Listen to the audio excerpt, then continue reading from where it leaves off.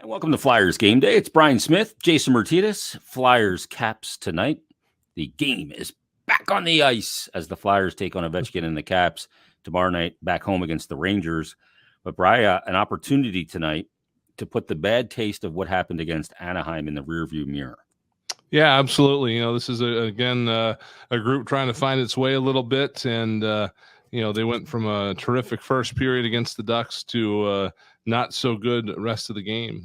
They fell victim a little bit to the wizardry of Trevor Zegras. I believe that night we recapped that he only had the one goal, but now he's got two. They gave another one to him, so they saw him for the first time, and now it's a Washington team that's obviously still stacked in playoff position.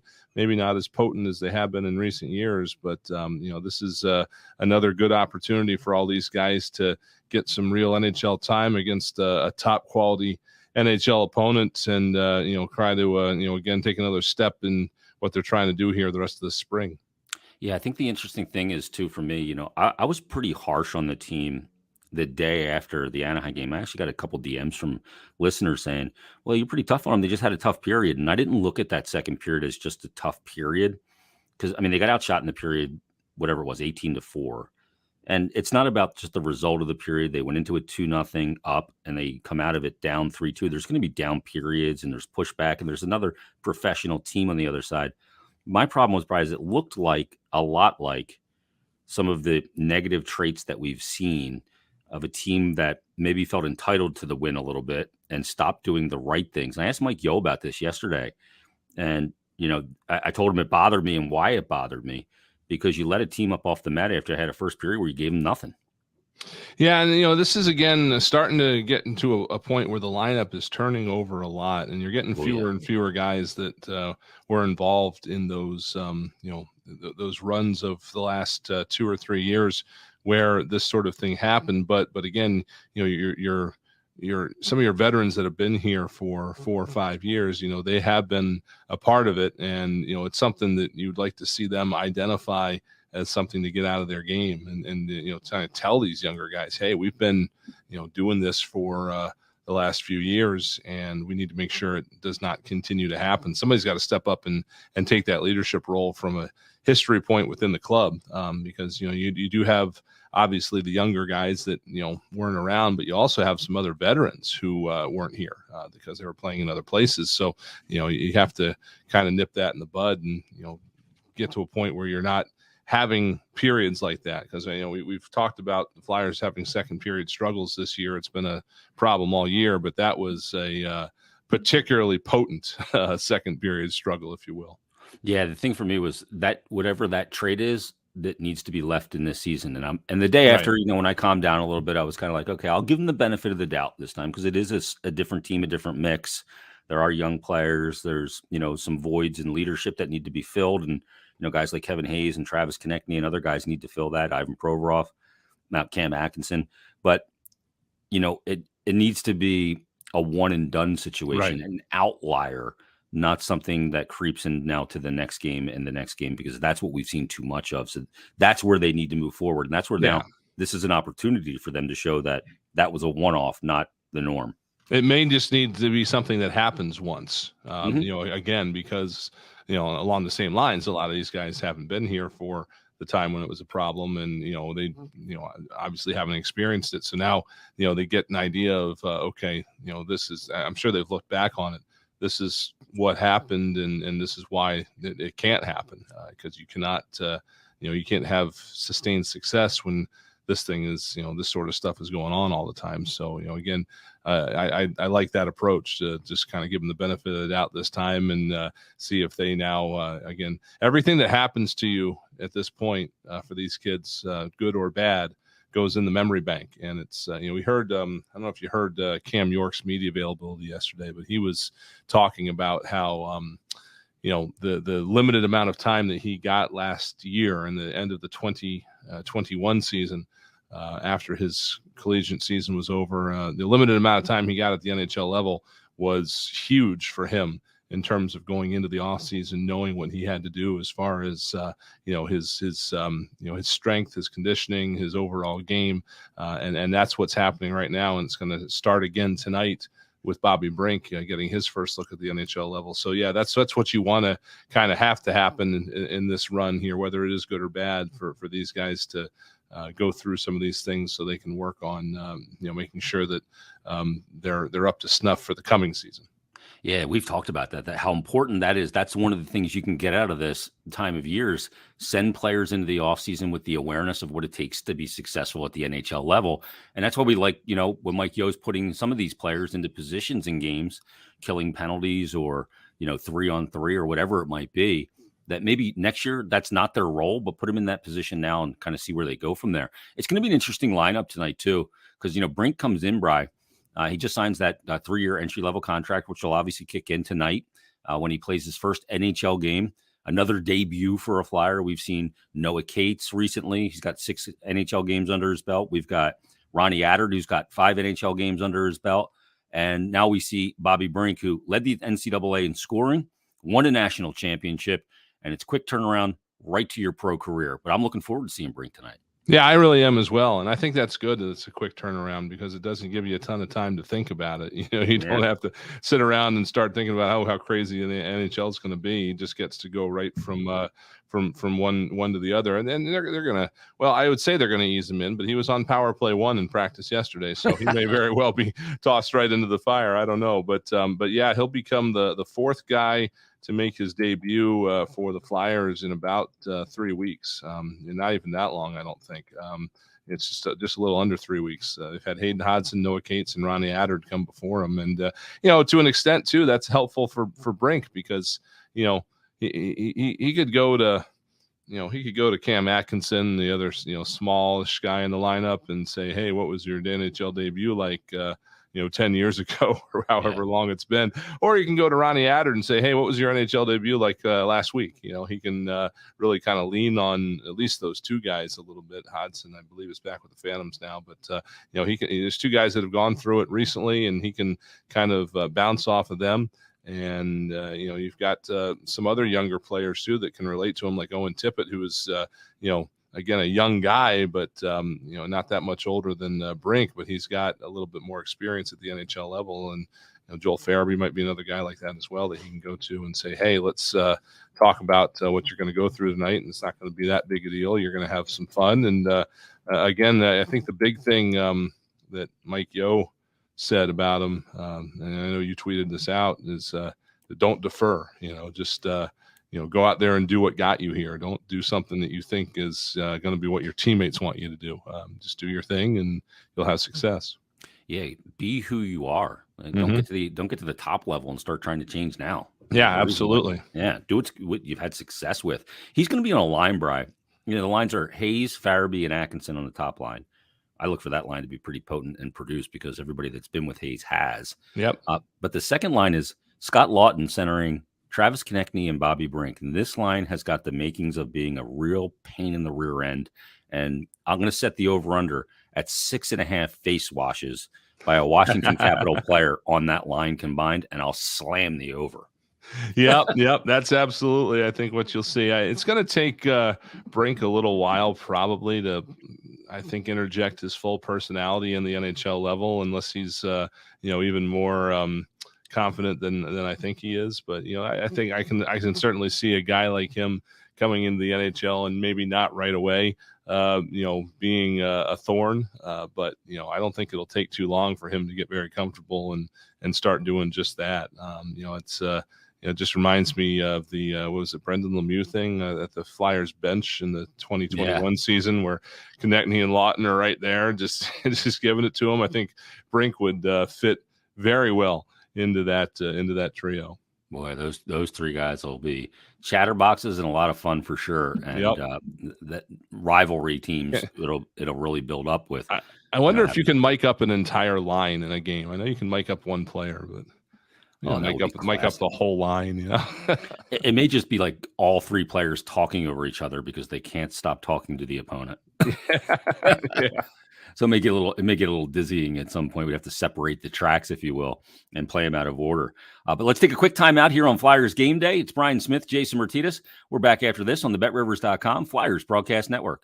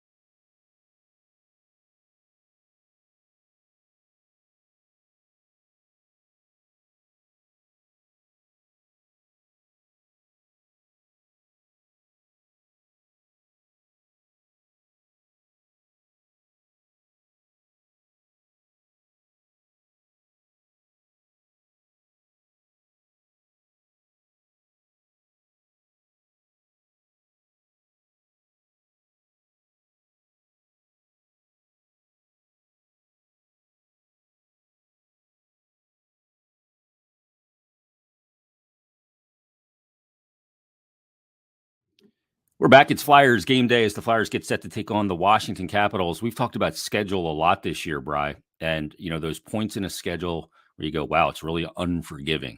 Since the March 25th and 26th, when the Caps beat Buffalo and New Jersey, here are their last 5 opponents. Carolina, they lost 6-1. Minnesota, they lost 5-1, both at home. They beat Tampa Bay at home 4-3. They beat Pittsburgh on the road 6-3. And their last game, they beat the Boston Bruins 4-2. That is 5 really good teams in a row. Yeah, and you know what? I honestly have to say that I like this schedule if I'm a Washington Capitals fan, just because I feel like it's going to get them tuned up for the playoffs.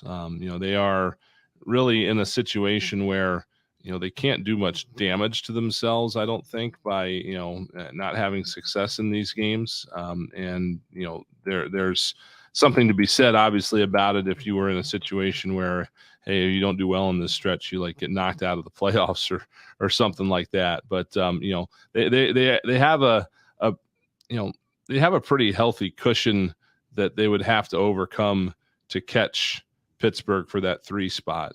And I'm not sure there's a ton of difference anyway between playing Carolina or the Rangers in the first round. Either one of them is going to be a very tough go. So I like the schedule for them, just again from the standpoint of they're going to go through a gauntlet here. They already have started to do so. And then, honestly, from a standpoint of easy games, this might be, in terms of their opponent, this might be one of the last ones, because after this game tonight, they start a 5-game road trip. They got to go to Canada first and then out to Colorado, Vegas, and Arizona. And that's 3 games in 6 nights over 2 different, hopping time zones. I know Arizona's at the end of it, but they're going to want to be home by the time they get. Regardless, they're going to go through a lot of, mental adversity here, I think, over the rest of their schedule that I think is going to prepare them well for the playoffs, so they know how to handle it when it counts. So they might be a very, very tough out for whoever they end up playing in that first round after going through this final month of the season. Yeah, certainly. If they can get the goaltending, then they'll be a team that can be reckoned with in the East. But will they get the goaltending? Will it be Samsonov? Will it be, Vanacek? Who's it going to be? Who's going to take it? I mean, you're looking at Samsonov's played 38 games. Vanacek's played 37. It's been pretty obviously even split throughout the season. But Ovechkin, of course, leading the way once again. I can't remember a time, I have to really go back, where, with a decent sample size of at least 30-plus games into a season, that Ovechkin wasn't the leading scorer, not scorer, but point getter on the Caps. He's got 83 points in 70 games. 45 of those are goals, 38 assists, 15 power play goals, 13 power play assists. He's even got a shorthanded goal. What the hell is he doing on the ice for a shorthand? That must have been Yeah. I'm wondering if he's ever had 30 even strength goals in a season. I'm sure he has, but it just seems like that doesn't seem like what Ovechkin for is a ton of even strength scoring, but he's apparently gotten it this year. So yeah, he's certainly not slowing down, at least not yet. How much runway does he have left? We don't know, but Washington, just looking up and down their roster, they got 3 guys, including 1 defenseman, who have more points than the Flyers' leading scorer. It is a very potent trio that they've got up top there, and it's been that way for quite some time. And then you got in the 4th slot, you got Tom Wilson, who does so much more than just score. He just makes everybody's life difficult. And don't overlook TJ Oshie too. I don't know what his health status is. He's been back and forth. But when he's been healthy, he's been good. He's got 21 points in 34 games, so he is kind of sleeping back there as well. Somebody that's going to be a factor if he's healthy. You have that shoot first mentality. Cam Atkinson's one of those guys. It's one of the things we've talked about that this team needed going back to last offseason, is a guy that's not afraid to shoot the pill. And Atkinson's one of those guys. We see that with Tippett to some extent. We need to see maybe a little more of that with Tippett. And we'll probably see a little bit of that with a guy like Bobby Brink. But just to add some perspective here, Atkinson's played 72 games. He has 213 total shots on goal. Mm-hmm. And Ovechkin's second in the league at 309. Yeah. It's incredible. That's just the kind of offense that he provides. To go off on a little bit of a tangent too. I am, we're not going to see it tonight. But I don't know where things are going in terms of what the Flyers use where. Brink and Tippett are both right wingers at the moment, but they got a logjam there. I would love to see a scenario where Brink gets to set up Tippett, over and over and over again. Who that involves moving, I don't know, but that is a very intriguing pairing to me. Wade Allison is healthy again. He's in Lehigh Valley. I don't believe the Flyers have a regular recall left, unless I've miscounted. So they couldn't bring Wade up unless it was an emergency situation. Which is easy to do. Yeah, which is you can create an emergency very easily. Yes, but I am excited to see how the three of them kind of interact with each other as we get going here. Again, I don't know the best way to put them all together, but whether it's moving somebody to left wing or trying to adjust in that frame of mind. TK's a right winger too, and they have yeah. So I'm sure the Flyers have thought about this a little bit, but you're gonna go ahead and let Bobby Brink play his natural position, I think, for a while, maybe even the whole rest of the season before you try to force him somewhere else. But I mean, the possibilities are really starting to be intriguing for this group. Well, speaking of possibilities, one of the things the remaining games have, the 10 games left, is looking at combinations, guys in different situations. And we're going to see some different situations tonight defensively, because we're going to see Ivan Provorov move to the right side, or Sanheim move to the right side, playing with Ivan Provorov. York's going to move back to the left side and play with Ristolainen, and Ronnie Adler's going to play in the third pair with Kevin Connaughton.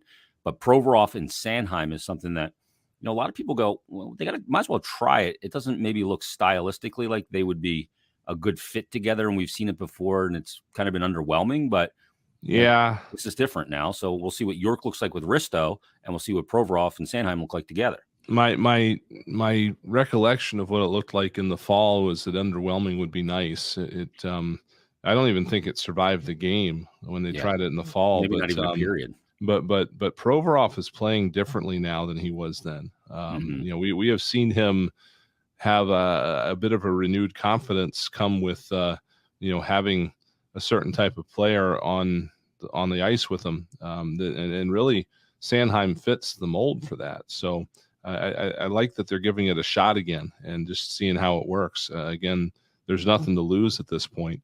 Maybe I'm sure that they've had discussions with both of the guys. They've probably looked at the game they played together and looked at some of the things that weren't working. But now that Provorov again seems to have kind of hit a trying to think of the way to describe it. Seems to have found his game a little bit. Now that that's happened, I think it's good to try it again. And, get York on the left side where he's been playing all his life and see how that works. And, again, still trying to figure out the best fit for all these guys for next year. We've talked so much about, finding a way to come out of this season with some positives in an otherwise in total a negative season. And I kept struggling to answer the question. I was trying to answer it on Flyers Daily, I think for a month, Bri. And finally, sometimes the answer doesn't come in our time. It comes in due time. And the answer is seeing all these young players be able to cut their teeth. That's the thing that's coming of it. We're seeing Noah Cates show that, to me, absolutely a guy that is NHL ready and I think should be on this team next year. Ronnie Adler probably going to get some time next year in the American Hockey League, and we'll see where we go from there. And Brink's got a lot to prove, but I think part of this and finding out, what the positives can be in this situation is the positive is a lot of opportunity, and these guys are going to get it. Yeah, that's the thing. Like if you're in a situation right now where the Flyers are battling for their playoff lives, they were on and again, that's where everybody wants to be, is the playoffs. Flyers would rather be in the playoffs than not in the playoffs. But if you're looking at a team that you want to have a reset and, to grow moving forward, right now, if the Flyers were on the bubble and they still had Claude Giroux and they still had Derek Brassard and they still had Justin Braun in the lineup, and, they had all these guys that were part of trying to make the playoffs so they can get a first round matchup against whoever and try to knock them off. I mean, if you're doing that, then these guys aren't getting this experience, and they again would go through the summer without having made their NHL debuts, and they would come out in training camp next year and maybe not having grown as much as players as they will now having to get this experience. So that is definitely not something to look at and just say, oh, well, that's just, it's not whatever. that big of a deal. They're not winning. It doesn't matter. No, that's not the point right now. The thing that the Flyers want to get out of the rest of the season is putting these guys in meaningful situations against meaningful teams and letting them grow. And, again, whether or not, putting Sanheim up with Provorov leads to a win or not, that's kind of secondary. The point right now is to see how they work together and see if the Flyers can make that better than it was in the fall, so they can possibly use that for a pairing for next season. If God forbid Ryan Ellis isn't back, or they want to put Ellis, maybe he's back but he can't play 22 minutes a night and he goes down in the lineup a little bit. Can you put Sanheim up there with Provorov and have it be effective? I don't know. So there's a lot of things that they have the opportunity to do without having playoffs to worry about that they may not have the opportunity to do otherwise. Absolutely. All right, let's take one more time out here. Brian's going to handle the rest of the pregame shows. The Flyers get set to take on the Caps.